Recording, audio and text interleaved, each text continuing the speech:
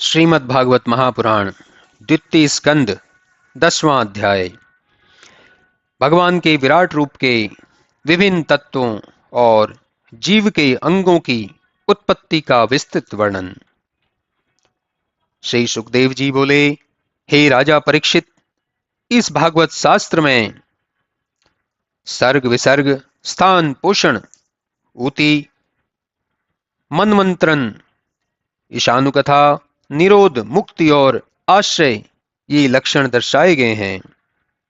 महात्मा जन इन्हीं दशों के सारे तत्व ज्ञान प्राप्त करते हैं। इनमें 9 लक्षणों के द्वारा श्रुति, प्रतिपाद्य और स्तुति आदि विषयों का उल्लेख किया गया है तथा इन दशों के पृथक पृथक भेद भी हैं। गुणों की विषमता से परमेश्वर के प्रकाश से आकाशादिक महाभूत, शब्दादिक मात्रा, इंद्रिय महातत्व और अहंकार का जन्म सर्ग है, और विराट के प्रकाश से जो चराचर की सृष्टि उत्पन्न हुई है उसे विसर्ग कहा जाता है। तथा प्राणीजन जिस जिस मर्यादा का पालन करते हैं उसे उत्कर्ष और स्थिति कहते हैं। फिर जिसमें भक्तों पर कृपा द्वारा उनका पोषण होता है वह पोषण है। 5वां ऊति वह विषय है जिसमें मनमंत्रों के स्वामियों का सदकर्म और कर्मों की वासना निहित है, और जिसमें विष्णु जी के अवतारों के चरित्र तथा उनकी बढ़ी हुई लीलाओं संयुक्त, जिसमें उनके भक्तों की कथा स्थित है, उसे ईश कथा कहते हैं। फिर जिस विषय में विष्णु जी की योग निद्रा के पश्चात इस जीव का उपाधियों सहित शयन हो उसे निरोध कहते हैं, तथा जिसमें अविद्या से अध्यस्त कृत्वादिक से पृथक ब्रह्मता से स्थित हुआ जाए उसे मुक्ति कहते हैं। जिससे सृष्टि, प्रलय और प्रकाश होता है उसे परम ब्रह्म का आश्रय कहा जाता है। वही परमात्मा भी है, और नेत्रादिक इंद्रियों के अभिमानी दृष्टा जीव को आध्यात्मिक सर्वाधिक को आदि दैविक से, और जिससे इन दोनों रूपों का विभाग होता है अर्थात नेत्र गोलकादि से उपलक्षित जो यह शरीर है इसे आदि भौतिक कहते हैं। इन तीनों में से यदि एक का भी अभाव हो जाता है तो दूसरा नहीं दिखलाई पड़ता, क्योंकि ये तीनों परस्पर एक दूसरे से ऐसे जुड़े हुए हैं जैसे तीनों परस्पर आपस में देखते रहते हैं। ये तीनों किसी और के आश्रय नहीं हैं तथा अन्य सब इसके ही आश्रय हैं। जब वह विराट पुरुष अंड फोड़कर बाहर निकलता है तब अपने रहने के लिए डार्मोदिक संज्ञक पवित्र जलों की रचना करता है। फिर वह उस जल में हजारों वर्ष तक वास करके नारायण नाम प्राप्त करता है।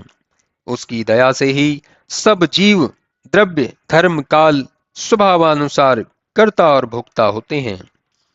जब वह एक अनेक होने की इच्छा करके योग निद्रा से जागृत हुआ तो उसने बहुत प्रकाशमान गर्भ रूप देह को 3 प्रकार का बनाया: आदिदेव, अध्यात्म, अधिभूत। उस एक पुरुष में जो यह 3 खंड हुआ उसकी व्याख्या सुनिए। जब अपनी क्रिया शक्ति से अनेक प्रकार की चेष्टा करते हुए उसने अपने अंतः शरीर में आकाश तत्व से ओज सहित बल प्रकट किया, तब उससे शक्ल्याक्ष सूक्ष्म रूप से उस प्राण शक्ति की उत्पत्ति हुई जो सब प्राणियों का प्राण है।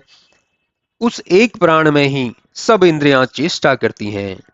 जब वे निश्चेष्ट हो जाती हैं तब वही महाप्राण कहा जाता है।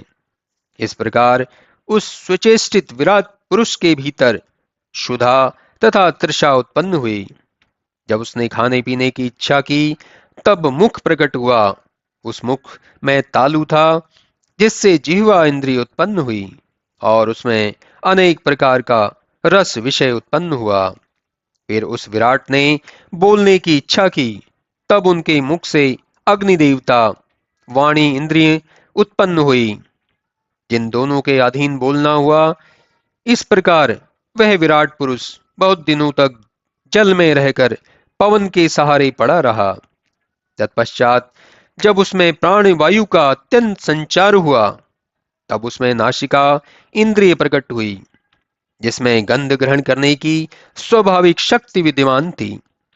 तब वह उसे ग्रहण करने के लिए घ्राण इंद्रिय उत्पन्न हुई।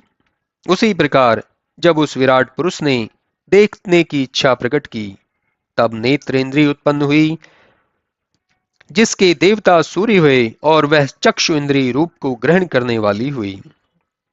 जब वेदों ने उस विराट पुरुष की स्तुति की, तब उसे सुनने की इच्छा करने वाले उसके कान निकले और दिशाएं उसके देवता हुए। इस प्रकार शब्दों को सुनने के लिए श्रवण इंद्रिय उत्पन्न हुई।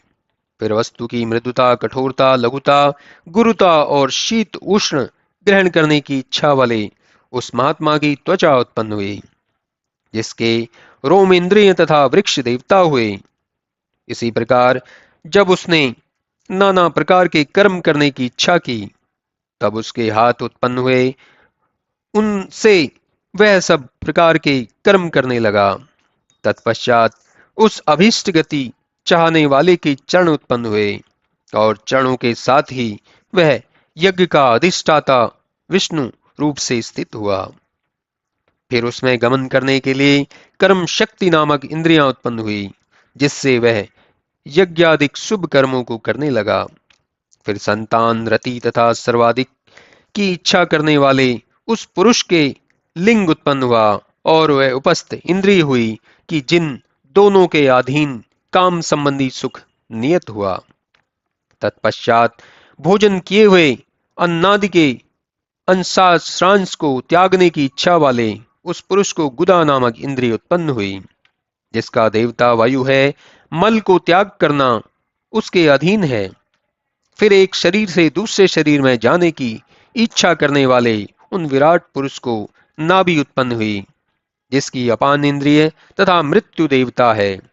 इन्हीं दोनों के अधीन मृत्यु है। फिर अन्न पान करने की इच्छा करते ही उस विराट पुरुष के कुक्षियांत तथा नसें उत्पन्न हुई। इसके देवता नदी, समुद्र हुए, और तुष्टि पुष्टि इन दोनों के अधीन हुई। फिर अपनी माया की चिंता करने वाले उस विराट पुरुष के हृदय उत्पन्न हुआ, जिसके मन, इंद्रिय तथा चंद्रमा देवता हुए, और उसमें संकल्प तथा अभिलाषा ये दोनों उत्पन्न हुए। इस प्रकार त्वचा, चर्म, मांस, रुधिर, मेदा, मज्जा और अस्थि ये सातों धातु पृथ्वी, जल और तेजमय हैं। आकाश, जल तथा वायु से प्राणी की रचना हुई। सब इंद्रियों में स्वभावतः ही विषयासक्ति भरी हुई है। गुण पृथ्वी आदिकों से उत्पन्न हुए हैं, तथा सब प्रकार के विकार मन में भरे हुए हैं। हे राजन, भगवान का यह स्थूल रूप पृथ्वी आदि 8 आवरणों से आच्छादित है। इसका कारणभूत वह सूक्ष्म रूप है, जिसमें कोई विशेषण नहीं होता। वह अव्यक्त तथा जन्म, स्थिति, नाश रहित तथा सर्वदा एक रूप वचनों तथा मन से परे है। हे राजन, मैंने तुमसे जो भगवान के यह सूक्ष्म स्थूल रूप कहा है, इसे माया द्वारा रचित विद्वान पुरुष भी नहीं ग्रहण कर सकते, क्योंकि वह नाम रूपधारी भगवान वस्तुतः ब्रह्म रूप हैं। उसने ही प्रजापति, मनु, देवता, ऋषि, पितरगण, सिद्ध, चारण, गंधर्व, विद्याधर, दैत्यों, गुह आदि सब की रचना की है।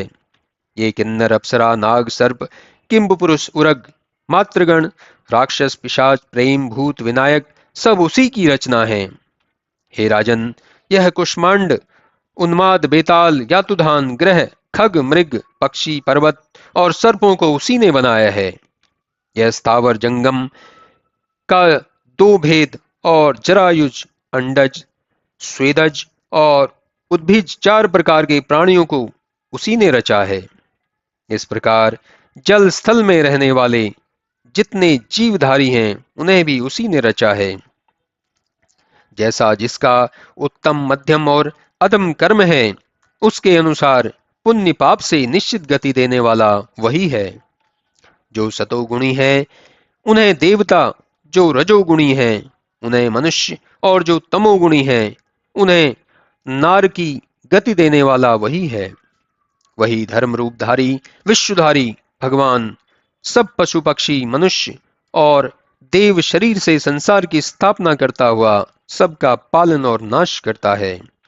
इससे वे भगवान सृष्टि के कर्ता आदि स्वरूप कहे जाते हैं। विद्वान भगवान के उस रूप को नहीं जान पाते, क्योंकि वह ब्रह्मा का कल्प है और बड़ा ही गूढ़ है। उसमें प्राकृत और वैकृत सृष्टि है। इसका विधान अन्य महाकल्पादिकों से असाधारण है। इसके आगे काल का प्रमाण, कल्प का लक्षण और मनवंत्रादिक रूप का जैसा विभाग है, उसे भी सुनिए। पहले मैं पद्मकल्प को सुनाता हूं। शौनक जी बोले, हे विद्वान सूत जी, अब आप कृपा करके हम सबको मैत्रेय और विदुर जी का ज्ञानाश्रित संवाद सुनाइए। हम लोगों ने सुना है कि उसमें गूढ़ तत्वों का विवेचन किया गया है।